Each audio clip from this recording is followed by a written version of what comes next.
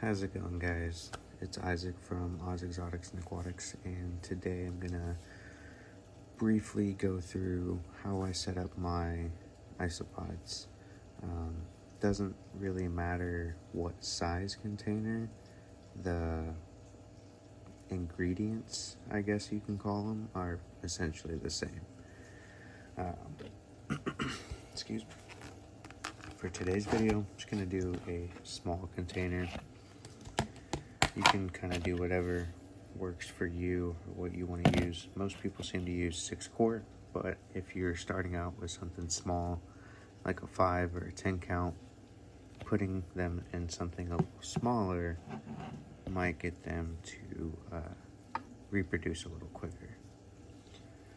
But that's a different subject. So just whatever container you decide to go with, just make sure it's tall enough that they can't get out of. And if you put any ventilation, which today I'm not, just to make sure the ventilation has some type of mesh or it's not in a place where the isopods can escape. Besides a container, you're going to want some type of moss. Sphagnum is usually the easiest to get. You can get some live moss too, but usually some dried sphagnum is the easiest to obtain and to maintain. This will be used for the moist side of the enclosure. And you're going to want some leaf litter. Depending on what species you keep, you may want 2 or 3 inches or even more, or a little less. Kind of just depends on what species you're keeping. And some rotting wood and bark. I have some kind of poplar and oak for today's video. And then a substrate. There's a lot of different substrates you can use. If you're going to keep just isopods and millipedes and stuff like that, I would definitely look at either making your own flake soil or just buying some. It's definitely going to be one of the key factors in long-term success, especially for the touchier species. So this is my blend of flake soil that I've made myself, which is hickory and maple wood pellets mixed with various species of oak leaf litter, western sycamore leaf litter, and magnolia leaf litter. There's different kind of mixes, but this is what I've been using, what I have been using, and it works for me. Okay, get all this stuff out of the way. I'm not gonna actually put any isopods in it right now. I'll probably do a small video a little later in like a week or so, but I will be putting in some springtails, which probably can't see. You kind of can, moving around in there. And these are some type of silver springtail species. Couldn't tell you the exact kind, but what they do is they kind of help manage like mold and fungus and kind of other stuff like that, and assist in breaking down the leaf litter and the wood and such.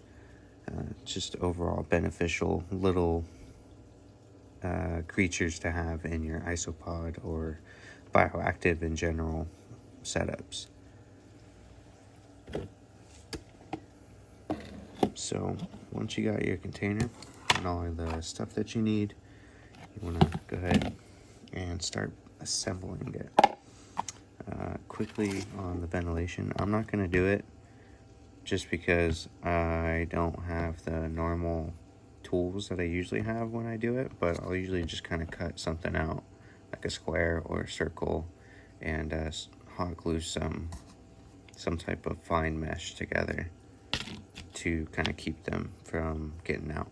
But if I don't use ventilation, like for this scenario, I just open it up every day, every other day, just to kind of get some air exchange in there for them. So the first stuff that you're going to want to add is, of course, your substrate, which is going to be the flake soil.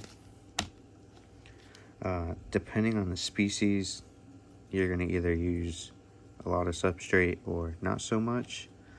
I'm probably gonna do Armadillidium vulgare Punta Cana or Porcellio laevis dairy cow, which don't necessarily need too much substrate, not like Porcellio dilatatus. So I'm probably only gonna add like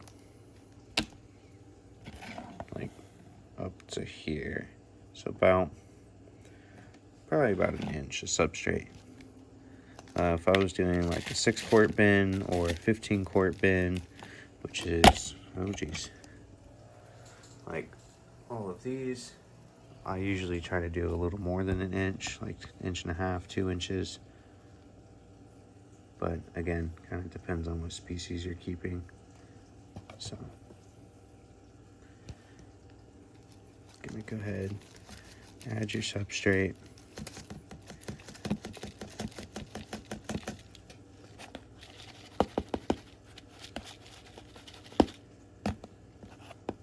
Kind of flatten it out. Put this lid back on before I spill it. And then I would do the sphagnum, but I guess you can do the bark as well first or second. Whatever you want to do, doesn't really matter. And kind of put it on one side because that's going to be your moist side.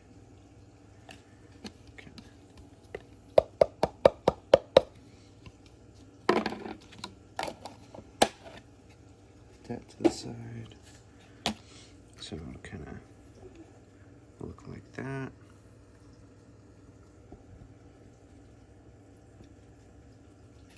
Then you'll get your, oops, wrong container, your kind of rotting wood and bark pieces. Well, I guess I should say there's no particular order. You have to do it. This is just how I do it. I usually like to leave the bark pieces on top and kind of put all the rotting stuff more towards the bottom.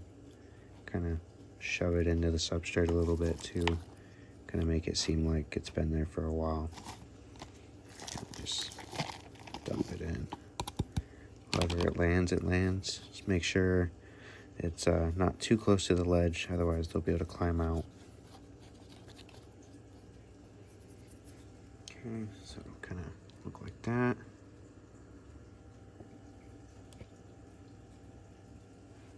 Go ahead and throw the bark in. Quite literally, just, toss it in there.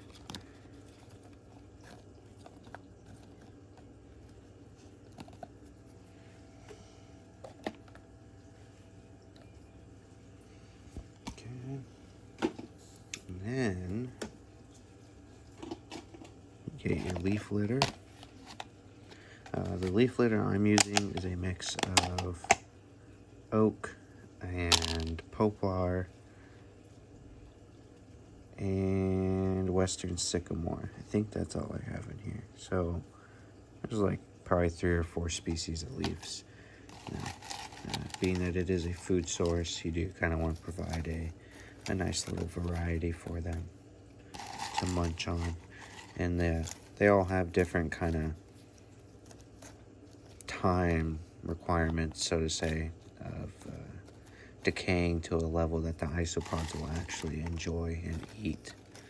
So kind of just create a layer of leaf litter, and it's kind of the same thing with the substrate. Depending on the species, you're either going to want more leaf litter or less. Species like Porcellio laevis and dairy cows and Porcellio scaber, I only only have the wild types, but Prosalio scaber, they seem to really enjoy and kind of burn through the leaf litter. So does Prosalio dilatatus, which is the giant canyon isopod. Prosalionide pronensis, Prosalionide pronensis, both the powder orange and the blue. I don't have Oreo crumbles yet, but they all seem to really enjoy the leaf litter as well. Even my Olaniscus perconvexus seems to kind of munch on a handful of leaves like over probably the course of a month or so.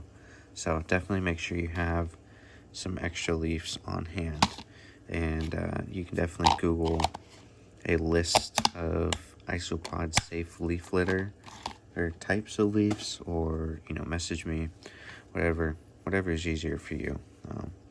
I personally, on a pretty regular basis, use oak, sycamore, poplar, magnolia leaves. Let's see, I feel like there's some other ones I'm missing. Maple. I think that's all that I use at the moment. I'm sure I'm missing something, but that covers most of them. Oak bark and poplar, like wood and bark, seems to be the easiest for me to get my hands on, so that's what I use. Most people have access to like cork bark or something similar, so that'll work as well. So yeah, that's about it as far as the bin. Nothing super complicated. Kind of just looks like the forest floor if you're looking at it from up above, and that's kind of what you want it to look like, because that's where these, or most of them at least, are found, is on the forest floor, under leaf litter, kind of in the leaf litter, kind of munching on decaying wood and all the fungi and bacteria and stuff like that that is growing in that bin. And speaking of, if you've ever had an aquarium before, you may have heard the concept that you gotta wait a week or so, maybe even longer, depending on the volume of water, prior to putting in fish. And that's because you need to let the bacteria and other microorganisms establish in your tank that process your fish's waste. Well, it's kind of the same thing in the sense of you gotta let all these microbes and fungus and all these other little microorganisms kind of establish in this, because they're gonna kind of get the decomposition process going, breaking down all this leaf litter, breaking down the oak bark and the poplar wood, and that's what's going to kind of break it down in a level that is edible for your isopods. So you're almost creating like an ecosystem in the bin, so kind of think of it like that. So go ahead and I add the springtails before I forget. Just kind of tap them in there. Be gentle, but you can, flick them a couple times. They're pretty tough. And yeah, that's about it. Kind of let them settle in and do their thing.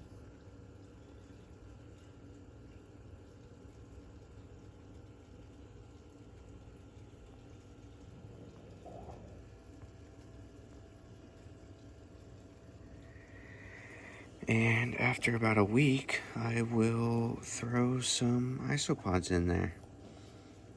And, you don't have to wait a week, but, I would introduce some springtails and just kind of let them establish, let everything kind of start doing its thing. And after a week, introduce a couple isopods. I don't really have any scientific basis for the whole week. It's just more or less a time that I came up in my head that seems to work relatively well.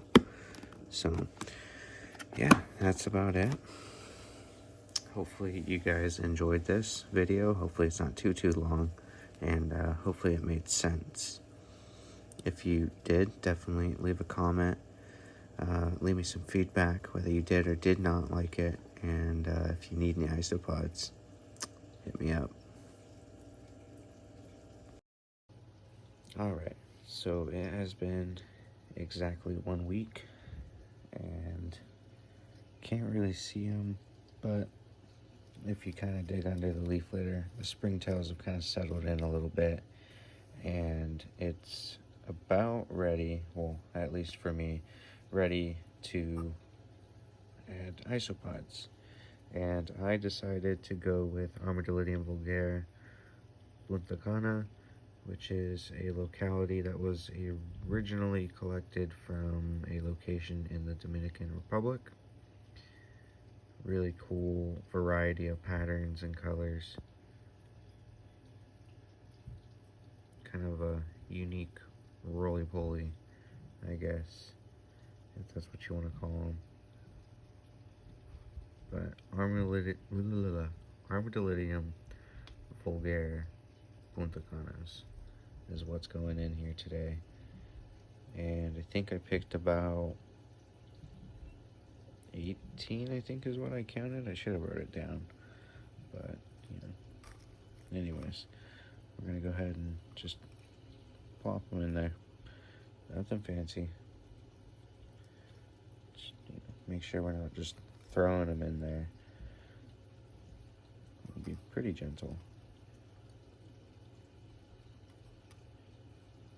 If they can walk out on their own, that would be a little better, but sometimes you gotta kind of tap the container, get them to roll the right way, and just make sure, of course, that they don't get stuck on their back. Not that they ever do, but I kind of sit there and watch just in case. And that's it. That is how you start an isopod bin, or how we start an isopod bin.